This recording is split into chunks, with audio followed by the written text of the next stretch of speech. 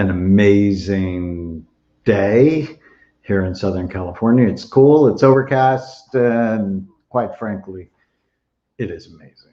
So, um, so I was getting ready for this chat. I know so many of you have already taken the Dragon Quiz. We've had over 2,000 people, and it was just released this week. Take our Dragon Quiz at knowyourdragons.com. And I know which one's the most common among the people that watch. And it's what we're going to talk about today. It's the responsible dragon. The responsible dragon. And this is often the dragon of doctors and nurses. It's the dragon of mothers. It's the dragon of people who feel responsible for others. But my goodness, if you don't take care to tame this dragon, it can ruin your life. I love when you say where you're from.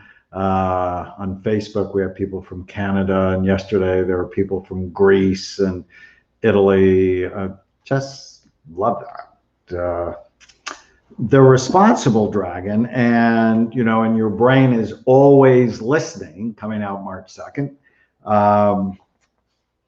Section 1 is about the dragons from the past that still breathe fire on your emotional brain, causing us to feel stressed and anxious and depressed. And knowing which of the 13 dragons you have is just so important to being able to tame them. Now, people generally have more than one. In fact, the average for the people taking the test was 8. And so if you have more than one issue, clearly I have more. Tana has 10, I have 5. And this is one of my dragons. And for each dragon, we talk about their origin story, or how they came about, what triggers them, how they cause you to react. Is there an upside to the dragon? How to tame it, even what movies they like, and what meditations can help. And I just want you to think of your brain is always listening. It's like spending a year in psychotherapy with me. What are the big list issues that we're likely to tackle? And when it comes to the responsible dragon, this is the codependent dragon. This is the dragon where you take on other people and you risk making them dependent. And that's not a good thing. That can be a harmful thing. One of the things we really feel good about in raising Chloe, our daughter, is at 17 and a half, she just doesn't need us anymore because she feels competent. Now, she wants to be with us, but if I had done everything for her, or Tana had done everything for her, we wouldn't have raised a competent child. And I wish I would have known that decades ago, as I was helping my patients and even myself early on in parenting. I have 4. I wish I would have known, because I have a tendency to just want to take care of people. So the origin of this dragon is when you feel liable for the pain or situation of others, often because you felt powerless to help someone you cared about, such as a parent or sibling who is suffering. This is rampant during the pandemic, when hospitals would not allow family members to visit sick or dying loved ones. or you felt insignificant, and fixing other people's issues helped you feel significant. So, in my primary dragon, the abandoned, invisible, or insignificant dragon, clearly led me to want to be a doctor, to want to be significant, to help people. And as a doctor, I love that. I mean, it just totally fits who I am. But in your personal life, you can take on too much. And actually, when you do that, you can begin to breed resentment in other people. Um, so it's all over the place with COVID. The oldest child in a family often feels a natural sense of responsibility for younger siblings. Um, so the origin is you felt powerless to help someone you cared about. The trigger is when you perceive others in need. So just driving down the street and seeing a homeless person with a sign often will trigger this dragon. Or an adult child calls and says, I need this or that, can trigger the dragon. And I'm all for helping kids, but I'm not for creating a sense of entitlement. How we react when this dragon breathes fire on our emotional brain, we want to fix things. We want to take care of other people. We can become codependent, which means we can fix things to the point where they're not fixing it themselves and creating a dependency or even a codependency. And there's a whole literature about that. But you also have to take the brain in mind. It's one of the unique spins I have on the world, is if their brain is healthy, then really help them be independent. If their brain is not healthy, fix the brain first, and then you can help them be independent. This dragon can cause you to do too much for other people, which literally can breed entitlement. What movies does this dragon like? Movies about healers, like Awakenings, Ordinary People. I love that movie. If you've never seen that movie, won the Academy Award, I think it's 1982. Spectacular. Mary Tyler Moore's in it, Judd Hirsch. Love that movie. The Doctor, Patch Adams. So when I became an infantry medic, for each of these dragons, I have how they relate to my own life. I was 18. I discovered a sense of significance to help tame my insignificant dragon. And as I felt responsible for the well-being of others over time, I realized if I did too much, it can create an unnecessary dependency, increasing everyone's stress. My wife, Tana, says, I want to save the world. When our nieces went into foster care, goodness, 5 years ago, at the time, my wife was estranged from her half-sister. Now, I knew we had to act. My responsible dragon made me feel very uncomfortable. And so Tana was like, there's addiction, there's craziness, you don't want to get involved. And I'm thinking of this 6-year-old and 11-year-old in foster care and being a child psychiatrist and having someone, I'm like, no, we need to figure out how to help. And it was the worst week of our marriage because she's like, no. And I'm like, but how could we not?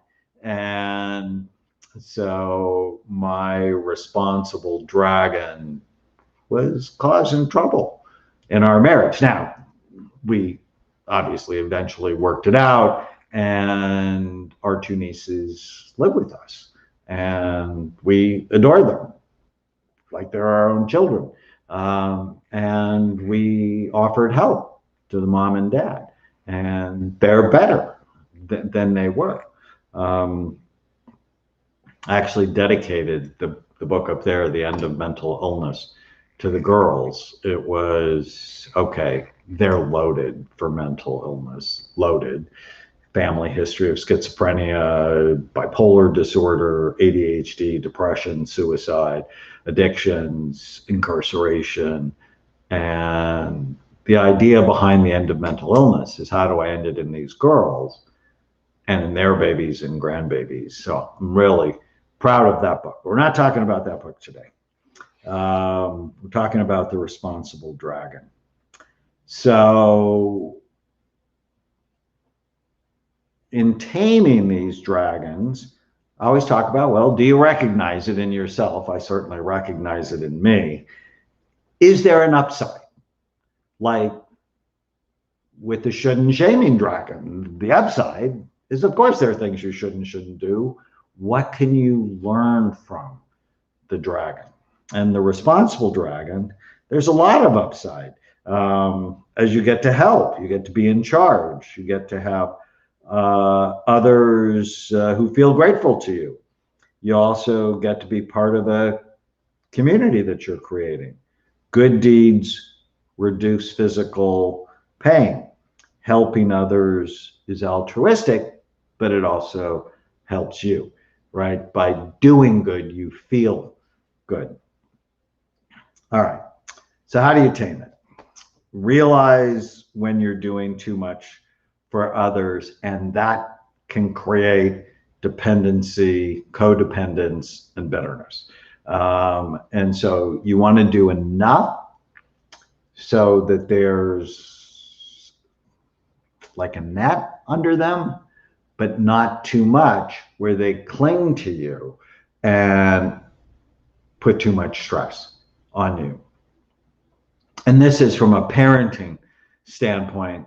I love the program Parenting with Love and Logic. I mean, I love it so much that we're now the worldwide distributors for Parenting with Love and Logic, because basically it teaches kids responsibility, so that you can tame this dragon and help them be competent.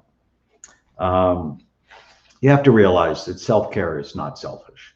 And I think about this every time I'm on a plane, that they always say, right as you get on the plane, you know, if the cabin pressure goes down and the masks come down from the ceiling, put your mask on first before you put on your children's mask or someone else's mask, because if you don't take care of yourself, there will be nothing left.